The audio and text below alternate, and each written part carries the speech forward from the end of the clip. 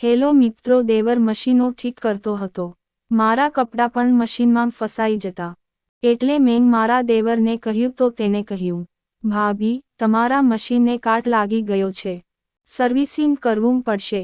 હું સાવ અભણ હતી. તેથી મેં મારા દેવરને કહ્યું, ઠીક છે. જે કરવું હોય તે કરો. થોડીવાર પછી દેવર રૂમમાં આવ્યો અને કહ્યું, ભાભી, ચાલો. મારા હોશ ઉડી ગયા કારણ કે દેવર તો પ્રશ્નચિહ્ન. મારું નામ શિખા છે. હું પરણિત હતી. મારા ઘરની પરિસ્થિતિ સારી ન હતી. તેથી મજબૂર થઈને મેં મહિલાઓના કપડાં સિલાઈ કરવાનું નક્કી કર્યું. મેં મારા દહેજનું જૂનું સિલાઈ મશીન કાઢીને તેને સાફ કર્યું અને આખા વિસ્તારમાં ફેલાવી દીધું કે જેને કપડાં સીવડાવવા હોય તે મારો સંપર્ક કરે. થોડા દિવસોમાં મારા ઘરે સારી એવી ભીડ થવા લાગી અને મેં વિસ્તારની મહિલાઓ માટે કપડાં સીવવાનું શરૂ કર્યું. કારણ કે હું અભણ હતી. જો ભણેલી હોત તો ક્યાંક નોકરી કરીને ઘરનો ખર્ચો ઉપાડી શકત. તેથી અભણ હોવાને કારણે મને બીજું કોઈ કામ મળી શક્યું નહીં. તેથી જ મેં આ કામ શરૂ કર્યું. કપડાં સીવવાના કારણે ઘર સ્ત્રીઓથી ભરેલું રહેતું. મને બાળકો ન હતા. તેથી જ સ્ત્રીઓના કારણે ઘર પણ ઉત્સાહથી ભરેલું હતું. સાથે મને પૈસા પણ મળતા. ધીરે ધીરે દૂર દૂરથી મહિલાઓ મારા પાસે કપડાં સિલાઈ કરાવવા માટે આવવા લાગી. તેથી મારા માટે આટલા કપડાં સીવવા તે મુશ્કેલ બની ગયું હતું. મારું કામ દિવસે ને દિવસે વધવા લાગ્યું હતું. પણ મશીન પર બેસીને મારા ખભા થાકી જતા. તેથી જ મને મદદ કરવા માટે વિસ્તારની 7-8 છોકરીઓને રાખી. આ કામના બદલામાં હું તે છોકરીઓને કામ શીખતી અને થોડા પૈસા પણ આપતી. એટલા માટે તેઓ બધા તેમના મશીનો સાથે મારા ઘરે આવી કામ કરવા લાગી. તેમાંથી કેટલીક ખૂબ જ નાની હતી. તેથી હું તેમને થોડા દિવસો સુધી મશીન કેવી રીતે ચલાવવું તે શીખતી રહી.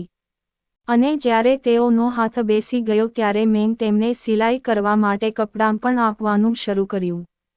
પરંતુ તે બધી નવી હતી. કપડાં મશીનમાં ફેસાવી દેતી તો કેટલીકના હાથમાં સોય લાગી જતી. આવી રીતે તેમની મશીન ખરાબ થવા લાગી. એક દિવસ એક છોકરીનું મશીન બગડી ગયું. કપડું મશીનમાં ફસાઈ ગયું. મેં તે છોકરીનું મશીન જાતે ઠીક કરવાનો ખૂબ પ્રયાસ કર્યો. પણ થયું નહીં. તેથી મજબૂર થઈને મેં તે છોકરીને કહ્યું કે આજે તું ઘરે જા, કાલે મશીન ઠીક કરાવી લાવજે. તે છોકરી પણ જવા લાગી. પરંતુ તે સમયે મારો દેવર ઘરે જમવા આવ્યો હતો. હું ગઈ અને તેના માટે ખોરાક ગરમ કરવા લાગી. પછી મેં બારીમાંથી જોયું તો મારો દેવર તે છોકરીને પૂછી રહ્યો હતો કે તું રજા લઈને ઘરે કેમ જાય છે. તે છોકરીએ કહ્યું કે મારા મશીનમાં કાપડ ફસાઈ ગયું હતું. તેથી જ મારું મશીન ખરાબ થઈ ગયું છે. ભાભીએ રજા આપી છે. આવતીકાલે હું કોઈ વ્યક્તિ દ્વારા મશીન રિપેર કરાવી લઈશ અને પછી હું કપડાં સિલાઈ કરવા પાછી આવીશ. છોકરીની વાત સાંભળીને મારો દેવર કહેવા લાગ્યો, અરે, તેમાં શું થયું? ઘરે બંધો બેઠો છે ત્યારે મશીન બહાર રિપેર કરાવવાની શી જરૂર છે? તે છોકરી મારા દેવરની વાત સાંભળી ઊભી રહી ગઈ અને કહ્યું કે તમે મારું મશીન ઠીક કરો તો તમારો ચોક બજારમાં મોકલવા પડશે. અને બિચારા પપ્પા મશીન સાયકલ પાછળ રાખીને પડતા પડતા જશે. યુવતીની વાત સાંભળીને દેવરે મશીન ચેક કરવાનું શરૂ કર્યું અને કહ્યું, તમારા મશીનને પહેલેથી જ કાટ લાગી ગયો છે. તે ખરાબ રીતે જામ છે અને તેને સર્વિસિંગની જરૂર છે. તે છોકરી મારા દેવર તરફ આશ્ચર્યથી જોવા લાગી અને કહ્યું, તો તમે મારા મશીનને ઠીક કરી શકતા નથી? છોકરીની વાત સાંભળો. દેવરે હસીને કહ્યું, ના ભાઈ, હું આ કામમાં માહિર છું. છોકરી ખુશ થઈ ગઈ અને પાસે બેસી ગઈ. હવે મારે સૂટ સીવવો છે, જલ્દી કરો પ્લીઝ. છોકરીના કહેવા પર દેવરે કહેવાનું શરૂ કર્યું, આ મશીન મારા રૂમમાં લાવો, હું તેને ઠીક કરીશ. આ સાંભળીને છોકરી ગભરાઈ ગઈ તો દેવરે કહ્યું, મારા બધા સાધનો રૂમમાં છે, તેથી જ હું મશીનને અંદર ઠીક કરીશ. છોકરી મશીન લઈને તેના રૂમમાં ગઈ. મેં ખોરાક ગરમ કર્યો હતો. બહાર ખાટલા પર રાખ્યો પણ તે છોકરી અને દેવર બહાર ન નીકળ્યા. ઘણો સમય થઈ ગયો હતો. બંને યુવાન હતા તેથી મને ચિંતા થવા લાગી. મેં થોડીવાર ધીરજ રાખી કારણ કે હું દેવર પર શંકા કરવા માંગતી ન હતી. પણ ઘણો સમય વીતી ગયો હતો. અંતે થાકીને હું તેના રૂમ તરફ જવા લાગી. એટલામાં છોકરી મશીન લઈને બહાર આવી અને બોલી, ભાભી, મશીન રિપેર થઈ ગયું છે. આ સાંભળીને હું પણ ખુશ થઈ ગઈ અને અમે અમારું કામ શરૂ કર્યું. થોડી વાર પછી દેવર રૂમમાંથી બહાર આવીને ખાટલા પર બેસી ગયા અને ખાવાનું શરૂ કર્યું. અમારા પાડોશીના લગ્ન હતા, તેને કપડાં સિલાઈ કરવા અમને આપ્યા હતા. હવે માત્ર થોડા જ કપડાં બાકી હતા, તેથી જ હું મૂંઝવણ અનુભવી રહી હતી. પણ મારા દેવરે એ છોકરીનું મશીન ઝડપથી રિપેર કરીને મારું કામ સરળ કરી દીધું. જમ્યા પછી જ્યારે તે ઊભા થયા ત્યારે તેને કહ્યું, હવે જો કોઈનું મશીન બગડે તો હું હાજર છું. હું હસવા લાગી. આ કામમાંથી મને ઘણા પૈસા મળવા લાગ્યા હતા. હું ખૂબ ખુશ હતી. મારા લગ્નને 3 વર્ષ વીતી ગયા હતા. ઘરની પરિસ્થિતિ સારી ન હતી, તેથી જ મારા લગ્ન પછી તરત જ મારા પતિ પૈસા કમાવવા વિદેશ ચાલ્યા ગયા હતા. મારા પતિ 2 વર્ષથી દુબઈમાં હતા અને 2 કે 3 વર્ષની રજા પર જ ઘરે આવતા હતા. એક અઠવાડિયું ઘરે રહીને તે પાછા જતા રહેતા. ઘરમાં સાસુ સસરા અને એક દેવર હતો. સાસુ સસરા બીમાર અને વૃદ્ધ હતા. તે આખો દિવસ પોતાના રૂમમાં ઉધરસ ખાતા રહેતા. પણ દેવર બહુ સરસ હતો. તેમની ઉંમર 18 વર્ષની હતી, પરંતુ યુવાન હોવા છતાં તેણે પોતાની દુકાન ખોલી હતી, જ્યાં તે મશીન રિપેર કરવાનું કામ કરતા હતા. હું તેને કહેતી હતી કે દુકાન છોડીને ભણો, પણ તે કહેતો હતો કે ભાભી ઘર પણ ચલાવવાનું છે. ક્યાં સુધી હું આખો બોજ મારા ભાઈ પર નાખતો રહીશ? બિચારો ભાઈ બીજા દેશમાં બેઠો છે, મકાન પણ ભાડે છે, માતા પિતા પણ બીમાર રહે છે, તેથી જ મારે કામ કરવું પડશે. મારી પાસે આવતી છોકરીઓના મશીનો દિવસે ને દિવસે તૂટી પડતા હતા અને દેવર તેને રિપેર કરી આપતો. એક દિવસ હું કપડાં સીવતી હતી, ફરી આ છોકરીનું મશીન બગડી ગયું. હું ગુસ્સે થઈ ગઈ. મેં તેને ઠપકો આપ્યો કે હું ઘણા દિવસોથી તમને સીવણ શીખવી રહી છું, પરંતુ તમે હજી સુધી કેવી રીતે સીવવું તે જાણતા નથી. જ્યારે મને ગુસ્સો આવ્યો ત્યારે તે રડવા લાગી. મેં પણ કહ્યું, તમારું મશીન ઉપાડો અને ઘરે જાઓ. પરંતુ આ સમયે મારો દેવર ઘરે આવ્યો હતો. છોકરીને રડતી જોઈને તે કહેવા લાગ્યો, અરે ભાભી, આ નેહા કેમ રડે છે? મારો દેવર આસપાસની બધી છોકરીઓને ઓળખતો હતો, તેથી જ તે બધા સાથે મુક્તપણે વાત કરતો હતો. તે છોકરીએ મારું માથું ખરાબ કરી નાખ્યું હતું. દિલ કરતું હતું તેને કાઢી નાખું. મારી વાત સાંભળીને દેવર હસવા માંડ્યો. હું પરેશાન છું અને તમે હસો છો. મને ગુસ્સો આવ્યો, આથી મેં દેવરને પણ ઠપકો આપ્યો હતો. તેને કહ્યું, ભાભી, એમાં તેમનો વાંક નથી. આજકાલની મશીન જલ્દી ખરાબ થઈ જાય છે. જૂના દિવસો ગયા જ્યારે દાદી મશીન ખરીદતી અને તેની પૌત્રી તેને ચલાવતી. આજે બજારમાં દરેક વસ્તુ 10 નંબરની ઉપલબ્ધ છે. મારા દેવરની વાત સાંભળીને હું તેની સામે જોવા લાગી. તેણે ખિસ્સામાંથી મોબાઈલ કાઢ્યો અને કહેવા લાગ્યો, ભાભી, ભાઈએ ફોન કર્યો હતો, તમે મારા ભાઈ સાથે વાત કરો.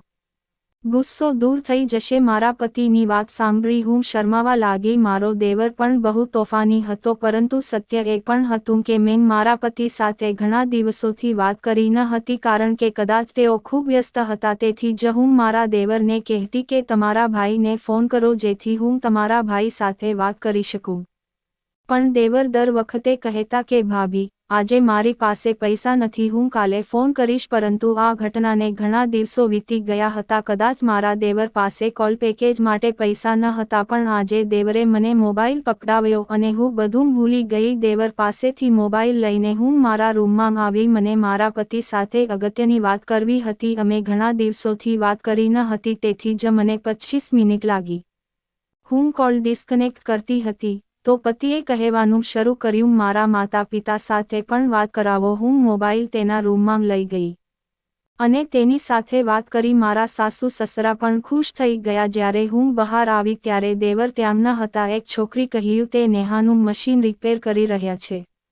જ્યારે તેને રૂમ તરફ ઈશારો કર્યો ત્યારે મને આશ્ચર્ય થયું, કારણ કે તે બંને હજુ અંદર હતા. પણ હું કહું તે પહેલા તે રૂમમાંથી બહાર આવી ગયા. પછી મને થયું કે મેં હજી સુધી મારા દેવર માટે ખોરાક ગરમ કર્યો નથી. મેં મારા કપાળ પર હાથ માર્યો અને હું બહાર આવી. મેં દેવરને કહ્યું, તમે બેસો, હું તમારા માટે ભોજન લાવું છું. પણ દેવરે કહ્યું, ના ભાભી, મારું પેટ પહેલેથી જ ભરાઈ ગયું છે, હું આજે ખોરાક નહીં ખાઉં. દેવર હસતા હસતા બહાર ચાલ્યો ગયો. જ્યારે હું મૂર્ખતાપૂર્વક મશીન પાસે બેસી ગઈ, ખબર નથી તે કયાથી પેટ ભરી આવ્યા હતો. હું મનમાં વિચારવા લાગી અને પછી મારી નજર એ છોકરીઓ પર પડી જેઓ નેહા સાથે હળવાશથી વાત કરી રહી હતી. નેહા પૂરા ઉત્સાહમાં એમને કંઈક કહી રહી હતી. તેનો ચહેરો શરમથી લાલ થઈ ગયો હતો. આ જોઈને મને ગુસ્સો આવ્યો. મેં કહ્યું, નેહા, તારું મશીન ઠીક થઈ ગયું છે. મારું પૂછતાં નેહાએ ઝડપથી માથું હલાવ્યું તો મેં કહ્યું તમારું કામ ઝડપથી કરો. મારી વાત સાંભળીને બધી છોકરીઓ કામ કરવા લાગી. જ્યારે હું કામ કરતી વખતે મારા પતિ વિશે વિચારવા લાગી. હું ઘણા મહિનાઓથી તેને કહેતી હતી કે તેણે ઘરે આવવું જોઈએ. હું ખરેખર તેને જોવા માંગતી હતી, પરંતુ મારા પતિએ કહ્યું ના, જો હું ઘરે આવું તો ઘણા પૈસા ખર્ચાઈ જશે. મારે પૈસાની જરૂર છે. હું જાણતી હતી કે મારા પતિ ખૂબ સારા હતા. 1 રૂપિયોની બચત કરી રહ્યા હતા જેથી અમારા સંજોગો વધુ સારા બને, પણ મારા પતિના અંતરે મને ખૂબ દુઃખી અને ચિંતિત કરી હતી. હું પણ ઈચ્છતી હતી કે મારા પતિ પાછા આવે, ભલે ઓછું કમાતા હોય, પણ તે રોજ ઘરે આવે, મારા નખરા ઉપાડે અને હું તેની સેવા કરું છું. પણ આ બધું એટલું સરળ નહોતું. એ કારણે હું ચૂપ રહી. સીવણકામ કરીને હું પોતાનું મનોરંજન કરતી હતી. સીવણને કારણે ઘરનો ખર્ચ પણ ઓછો થઈ ગયો હતો. જેટલા પૈસા કમાતી સાસુ સસરાના હાથમાં રાખતી તે પણ ખુશ થઈ જતા અને હું પણ. સમય વીતતો ગયો પણ મેં જોયું કે સીવણ કરતી છોકરીઓના મશીનો વધુ ખરાબ થઈ રહ્યા હતા. મેં તેમને ઘણું સમજાવ્યું કે તેને મશીન બરાબર ચલાવવું જોઈએ. રોજ કોઈને કોઈ છોકરીનું મશીન ખરાબ થઈ જતું. હું જાતે મશીન કેવી રીતે રિપેર કરવું તે શીખવાનું વિચારતી હતી, પરંતુ હું અભણ હતી તેથી હું કોઈ કામ જલ્દી શીખી શકતી ન હતી. આ મશીન મારી સાસુની હતી. તે ઘર ચલાવવા માટે આ મશીન ચલાવતી હતી, પણ મારા લગ્ન પછી તે બીમાર પડી ત્યાં સુધીમાં મારા પતિ પણ દુબઈ ચાલ્યા ગયા હતા. તેથી જ મેં કપડાં સીવવાનું વિચાર્યું જેથી ઘરમાં પૈસા આવે, પણ મને ખબર ન હતી કે પૈસાની સાથે સમસ્યાઓ પણ આવશે. તે દિવસે હું ખૂબ ખુશ હતી કારણ કે મારા પતિએ ફોન કર્યો હતો, પણ જ્યારે હું કપડાં સિલાઈ કરવા બેઠી ત્યારે અમારા વિસ્તારમાંથી એક મહિલા આવી અને કહેવા લાગી મારી દીકરીના લગ્ન થવાના છે અને હું ઈચ્છું છું કે તમે તેના દહેજ માટેના તમામ કપડાં બનાવી આપો. મારી પાસે આ દિવસોમાં બહુ કામ નહોતું, તેથી જ હું ખુશ થઈ ગઈ. મેં તેને કહ્યું કે મારી પાસે ઘણી છોકરીઓ છે, હું બધા દહેજના કપડાં પૂરા કરીશ અને સમયસર તમને આપીશ.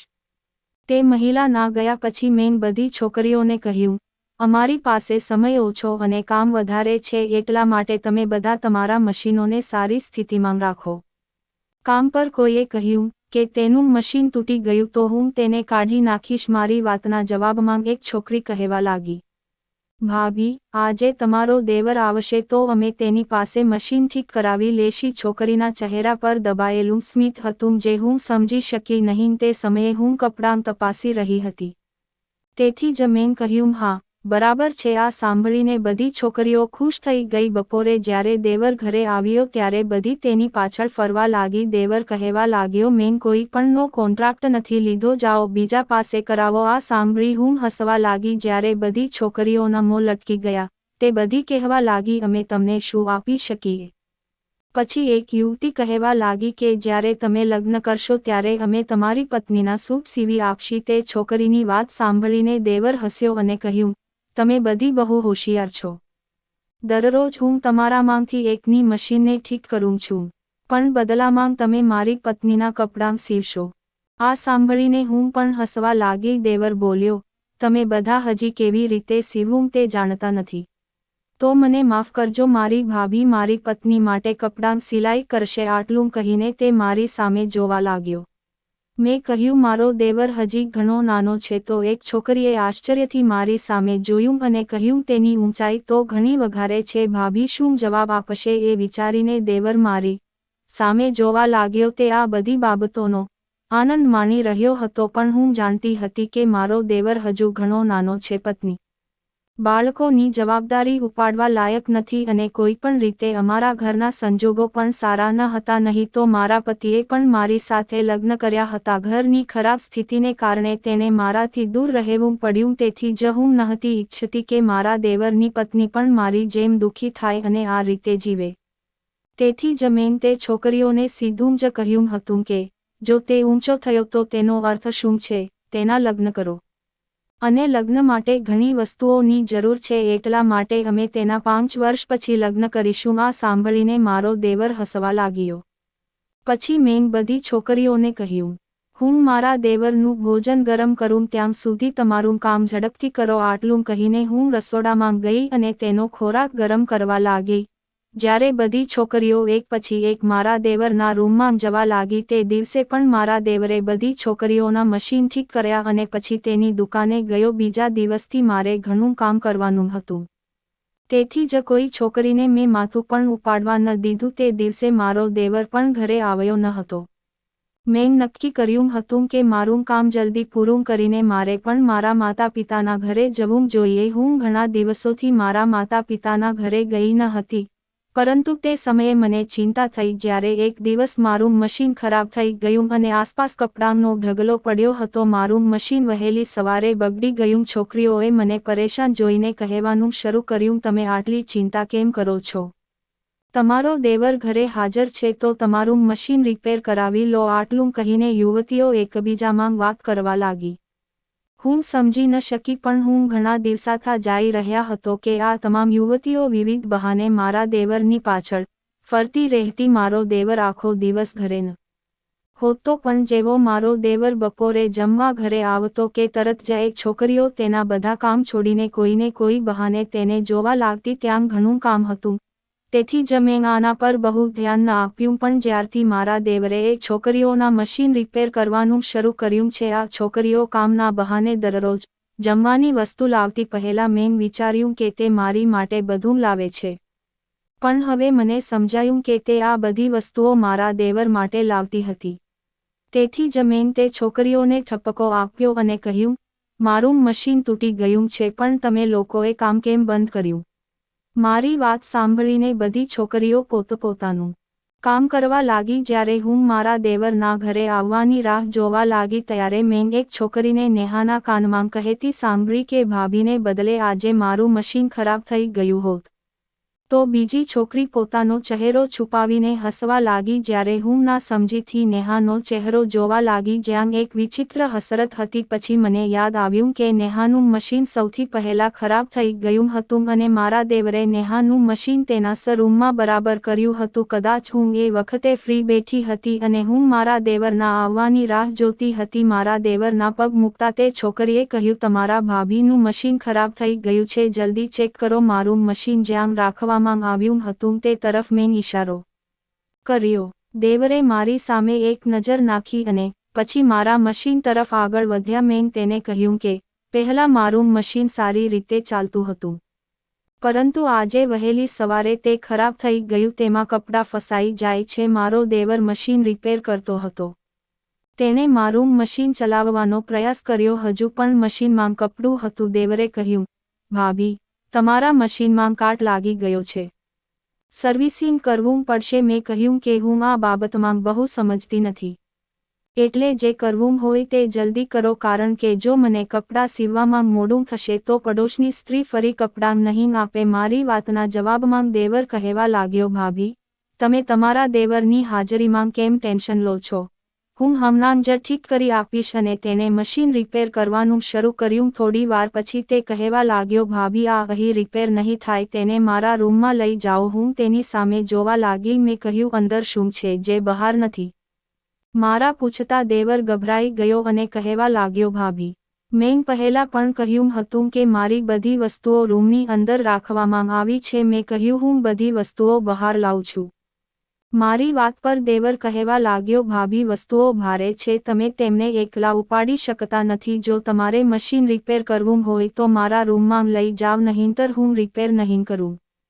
આ સાંભળીને હું ડરી ગઈ, કારણ કે મારે કોઈ પણ ભોગે મારું મશીન રિપેર કરાવવું હતું.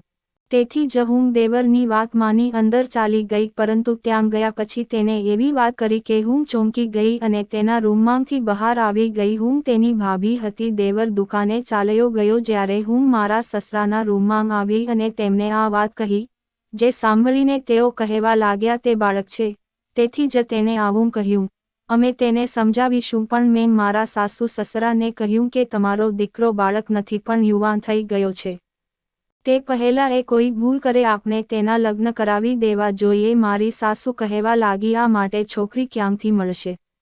મેં કહ્યું, તેની ચિંતા કરવાનું બંધ કરો.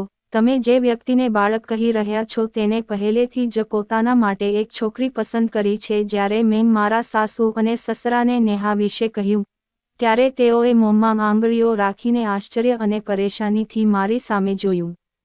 બીજે દિવસે સાસુ સસરાએ મારા દેવરને નેહા સાથે સંબંધ કરવાનું કહ્યું અને જાણે તે પણ રાહ જોઈને બેઠો હતો તેને આભારભરી નજરે મારી સામે જોયું અને તરત જ લગ્ન માટે હા પાડી દીધી. થોડા દિવસો પછી હું મારા દેવરનો સંબંધ નેહા માટે લઈ ગઈ. તેના પરિવારજનોએ પણ ના ન પાડી અને 2-3 મહિના પછી મારા દેવરે લગ્ન કરી લીધા. આ વાક્યએ મને શીખવ્યું કે જો છોકરો કે છોકરી યુવાન થઈ જાય તો તેમના લગ્નમાં વિલંબ ન કરવો જોઈએ, નહીંતર ઘણા બધા મસલા જન્મ લેવા લાગે છે. નેહા અમારા ઘરે દુલ્હન બનીને આવી ગઈ હતી. અમે બંનેએ સાથે કપડાં સીવવાનું શરૂ કર્યું ત્યારે અમારા ઘરની આવક બમણી થઈ ગઈ.